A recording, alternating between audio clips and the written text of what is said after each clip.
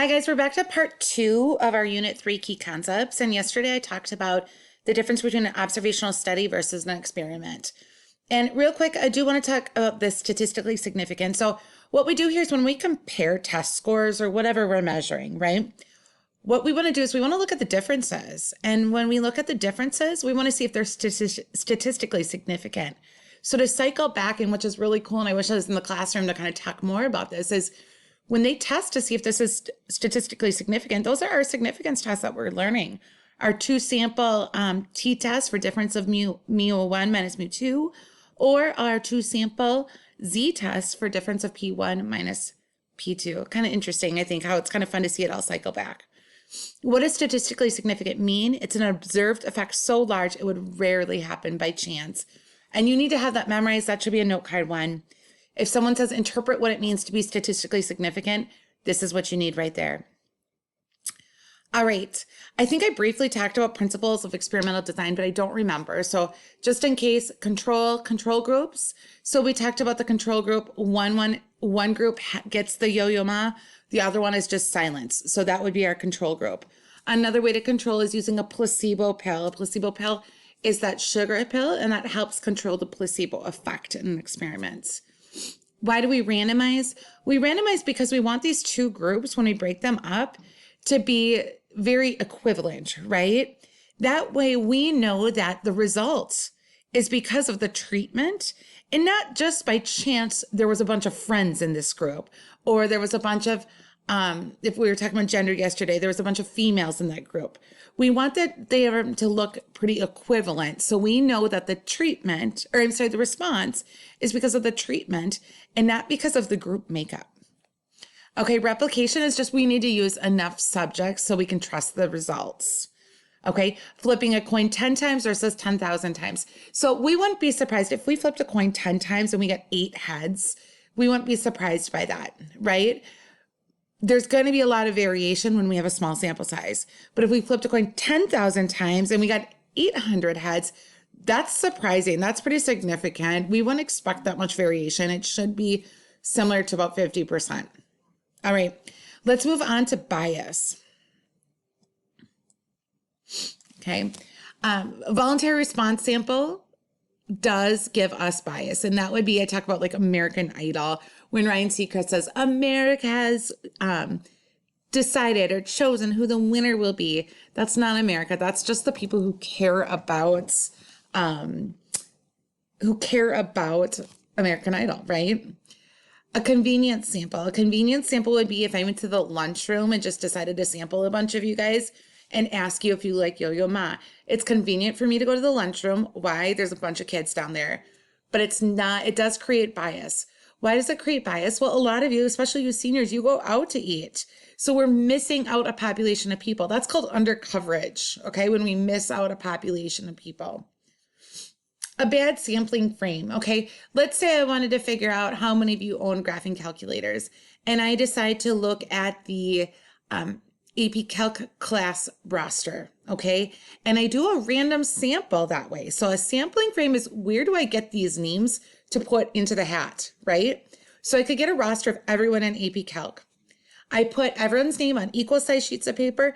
I shake up the hat. I pull out 10 names. I see the proportion of them that own a graphing calculator. Well, that's a really bad sampling frame. That's creating undercoverage bias again. Why? I'm missing out on all seniors or all students. Now, what kind of bias is it going to have? So whenever talking about bias, how is it biased? It's biased because it's a bad sampling frame. We're leaving out a population of people. How would it compare if the study was done the right way? What the result we're going to get is going to be much higher. The percentage of people who own graphing calculators is going to be much higher than if I did this the accurate way, where I got a class or a roster of everyone in the school and pulled out 100 names, right? And why? Well, why is it going to be much higher?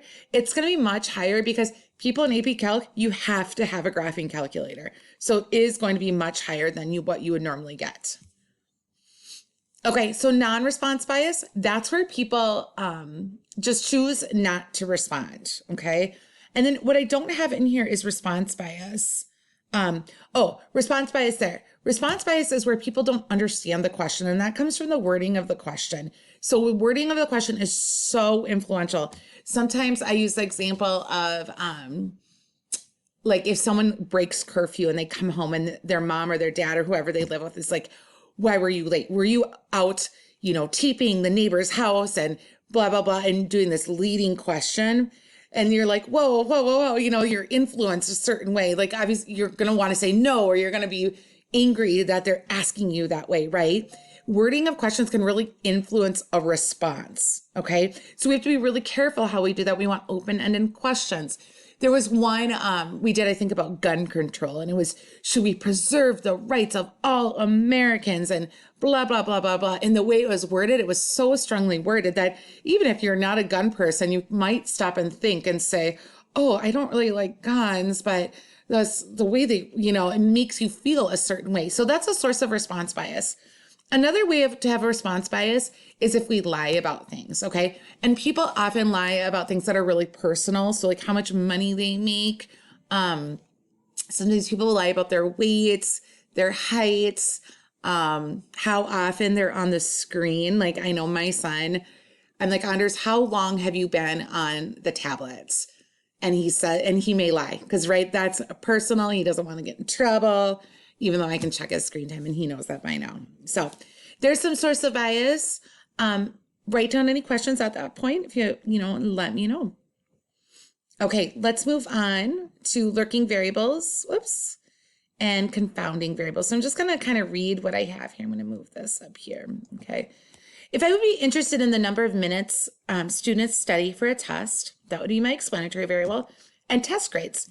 There could be many possible lurking variables. A lurking variable that is not measured, but it influences the response. So right now, I am measuring the number of minutes students are studying for a test and their test grades. So a student's intelligence is a lurking variable that is also confounding. Why? Okay. Well, number one, it's a smart move to study before a test. Students that study are probably intelligent. Okay. So what I just did is I tied the explanatory variable to that lurking variable. Now I also have to tie test grades to that lurking variable. That's what makes, oh no, I'm running low on battery. Okay, I'm going to start over in case you guys, my little low on battery move distracted you. Okay, we're looking at the number of minutes a student's studying. We're looking at test grades. We're seeing that if the number of minutes influences test grades. Now we have this lurking variable called intelligence. The lurking variable could influence the test grade, right? Intelligence could influence the test grade. Well, what makes it confounding? It makes it confounding if you can tie it to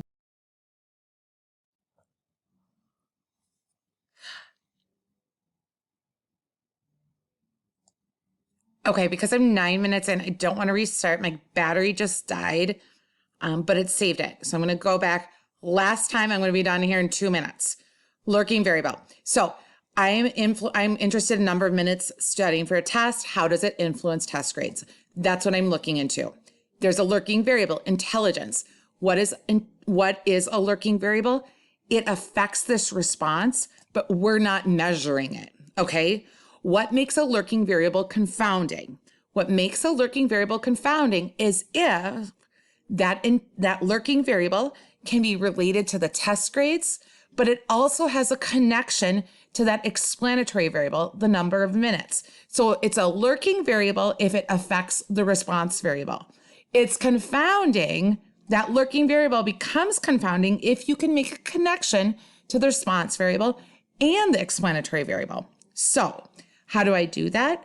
Well, intelligence can affect test grades, right? Someone who studies is intelligent because they're making an intelligent choice. So how do I write this on the AP test? Number one, since it's a smart move to study before a test, students that study are probably intelligent. As a result, we don't know if the student's test score is from their study time, right? Or their sheer intelligence. So I talked about how that lurking variable affects the test score, and then how it's also, how it affects the number of minutes studying, and how it also affects those test grades. Whenever talking about confounding variables, make sure you address how the confounding variable is related to the explanatory variable and the relationship they both have with the response variable. I don't know if it's the number of minutes or is it the intelligence that affected the test grade. Sorry, that was like my third time explaining it. I hope that went well. If you read this, I think I did a good job of explaining it as well. So just read through it and let me know if you need me to redo that part. Forgive me. You guys have a great day, and we will see you again soon.